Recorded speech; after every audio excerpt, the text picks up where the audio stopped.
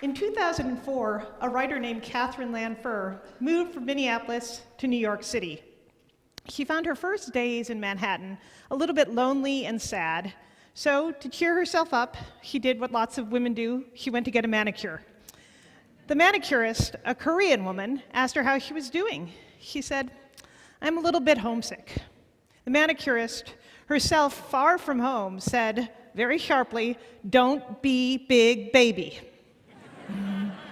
This statement, "don't be big baby," is the modern attitude towards homesickness, an attitude predicated on the idea that movement is natural and easy, and that homesickness is a sign of weakness and immaturity. But in reality, leaving home is difficult. Countless studies show that immigrants who leave their country have higher rates of anxiety and depression than those who remain in their native lands. And even moving smaller distances, one can feel lonely and sad and lost. Uprooting, leaving home, family, the familiar, is difficult. Supposedly, the homesick have failed the test of rugged individualism, have failed to prove that they can completely separate, leave home, family, the past behind, and move off in search of economic opportunity, occupational success, and fame and fortune. And so in this modern context, homesickness is taboo, and we learn not to speak very publicly of it. But if we remain silent, we continue to perpetuate one of the big lies of modern life, which is that mobility has no costs, and that individualism is natural, innate, easy. Earlier generations had no such illusions about the costs of leaving home. In the 1500s and 1600s, when mass migration started, when Europeans came to the Americas, when Africans were forcibly brought to the Americas, people talked pretty openly about the pain they felt. One man, Johannes Hofer, a Swiss doctor, came up with a new name for the pain of leaving home. He coined the word nostalgia in 1688. The word didn't exist before then. He made it up, and what he meant by it was acute homesickness. Today, we use the word to mean a longing for a lost time, kind of this bittersweet melancholy. But originally, it meant a longing for a lost home, a place you long to return to. And Hofer and generations of physicians who followed him believed it was not just a feeling, it was an actual physical condition with all sorts of horrible symptoms that ranged from lesions across your body to fevers, heart palpitations, dysentery, incontinence, heart murmurs. I've probably left some out, but it was a real illness that could kill you, in fact. The only known cure was to return sufferers home. And failing that, people did die of nostalgia. And here are just a few headlines, and there are literally hundreds and thousands of these in government reports, in medical journals, in newspapers, telling of how people have died of nostalgia, which sounds kind of absurd today, but at the time, people took it very seriously. Of course, not everybody who was homesick died of the emotion, but it has been remarkably widespread in the continent of America and in Western Europe, and it's remarkably hard to find in our modern histories. It's kind of been whitewashed out of our histories, I think because we like to focus on forward movement, and the homesick, by definition, are looking backwards. Yet if we go and examine historical records, it's there. When colonists started to come to the Americas, they wrote of the tears they shed and the lamentations they expressed. In fact, perhaps 1/6 of the Puritans who came and settled New England ultimately went back to Old England. In the same way, colonists to Canada from France and England often returned. Colonists to Mexico and South and Central America often went back to Spain. We leave this out of our history, but it's quite easy to find when you go looking for homesickness. And in the 19th century, we often celebrate the rugged pioneers who headed west and supposedly never looked back. But more common may have been scenes like this. This is from an 1839 book warning against migration. The caption says, "I'm going to Illinois," and the other one says, "I have already been." And you can see the man returning has a tattered covered wagon and a crying homesick wife, eager to go back to places in the East. This was not that uncommon a sight. In the American West on the Overland Trail, there was two-way traffic. People going west in search of opportunity and people returning east back home. And even those people who stayed on in the West often spent their lives longing for places they'd left behind and trying to make those places look as familiar as possible. They'd build houses styled after the architecture of the ones they'd grown up in, name their towns after ones they'd left behind, and even in their gardens, plant the flowers they knew from their mother's dooryard. Lilacs are just about to open all across Canada and the northern US, and those were one of the most popular plants for homesick migrants to take with them and replant in order to make a new landscape look familiar. Some of the people we think of as the most daring and adventurous of travelers, people who would never look back, gold miners, were also struck with the emotion. Whether they went to California in the 1850s or the Yukon later in the century, these men were not quite the crusty, rugged men we often take them to be. They were kind of crying, sentimental homebodies in many cases.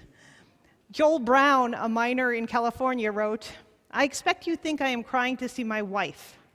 Well, suppose I am, and what then? I am not the only one crying to see wife and baby." And he wasn't. There were lots of men eager for connection with home. This is an illustration from a book that came out in the 1850s.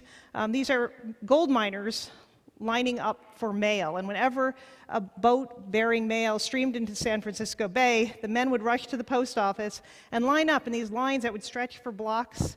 The wait could be hours, and it was only on the faint hope that maybe that boat, that day, had brought a letter from home. You can see there are some dancing miners in the middle of the slide who have clearly gotten letters from home, and they're very excited. And in their letters and their diaries, they talk about how eager they were for this contact with home. These men could cry at the sound of piano music because it reminded them of parlors they'd left behind. They were reputed to pay $10 in gold for a biscuit, so long as it had been made by a woman. For women were a true rarity, and the taste of home was really, truly a treasure. Hardy adventurers, these men were pretty homesick fellows. Homesickness was such a terrible problem that governments in the 19th century felt that they had to craft policies to deal with it. In Canada, during the 19th century, the army banned bagpipe music because it made the Scottish recruits so lonely and desolate and dejected. In the US, the government did the same. The most popular song in America was Home Sweet Home, and that was often banned by the Union Army because it literally made soldiers sick. And this was not an idle concern. According to the US Surgeon General, 74 Union soldiers died of nostalgia, and over 5,000 had clinical cases that warranted, sustained medical attention. Since the only known cure for homesickness was to return soldiers home, many a man earned a discharge or a furlough in order to save their lives. Even men who weren't at death's door from homesickness often felt the emotion. This is from a Currier and Ives lithograph produced during the Civil War, and it's called The Soldier's Dream of Home. And you can see the soldier there at camp, lying on his bedroll, thinking of reunion with his wife and child. And significantly, he's not painted as a sissy or an immature man. He's painted as a noble, masculine man, full of a very legitimate set of longings for family and home. Whether it was in wartime or peacetime, this was the traditional attitude towards the homesick. They deserved sympathy. To long for home was something noble. It showed you had a refined and sensitive nature. There'd be something wrong with you, in fact, if you didn't feel homesick. What? You don't miss your mother? You don't miss your children? Of course you feel homesick. And as a result, throughout the rest of the 19th century and into the early 20th century, doctors continued to diagnose cases of nostalgia, and the general public regarded the emotion with tolerance, patience, indulgence, and empathy. However, in the 20th century, things changed pretty dramatically, which is how we got to the attitude of don't be big baby. What began to happen, first of all, was that corporations grew more powerful, first growing national in scope, and then growing international. And they needed workforces that could be deployed first across the nation, the continent, and then across the globe. Likewise, militaries expanded their reach as the superpowers grew, and they too found homesickness an obstacle to military empire. During World War I, the US Army displayed a lot less sympathy for the homesick than they had during the Civil War. And in peacetime, In America and across the continent, child psychologists began to tell parents that they should prepare their children for a life of mobility and separation. One psychologist, John Watson, told parents they shouldn't hug or kiss their children, put them in their laps. All this would build emotional attachment. Instead, they should merely shake hands with their children in the morning and in the evening, and this would create enough distance that the children could leave home with no problem when they became adults. It's also recommended you send your children to summer camp or relatives so they get accustomed to leaving home. By the 1950s in the Cold War, one doctor had proclaimed overly affectionate parents who didn't let their children wander far from home to be America's gravest menace because they kept their sons from fighting the communists and therefore endangered the health of the nation. And many came to agree with another psychologist who termed homesickness a form of infantile dependence and urged adults to get over it. And so adults have learned to get over it. They've learned to speak less publicly of it for fear of being labeled a big baby. We continue to school our children in how to leave home. This is one illustration from a child's book, and here's one you may recognize even more. Elmo gets homesick. Elmo has to go learn how to be an individual on his own, able to leave home. We tell our children to be able to leave home so that we can make them function in a capitalist society that prizes mobility, that prizes a fluid labor force that is interchangeable. If you are stuck in one place or stuck on one place, you become less interchangeable. And so we encourage a life of mobility, we encourage people to separate, and we discourage signs of emotional connection. So we've learned as adults not to talk too publicly about homesickness because it might make us look immature, like we lack ambition, that we're not interested in success.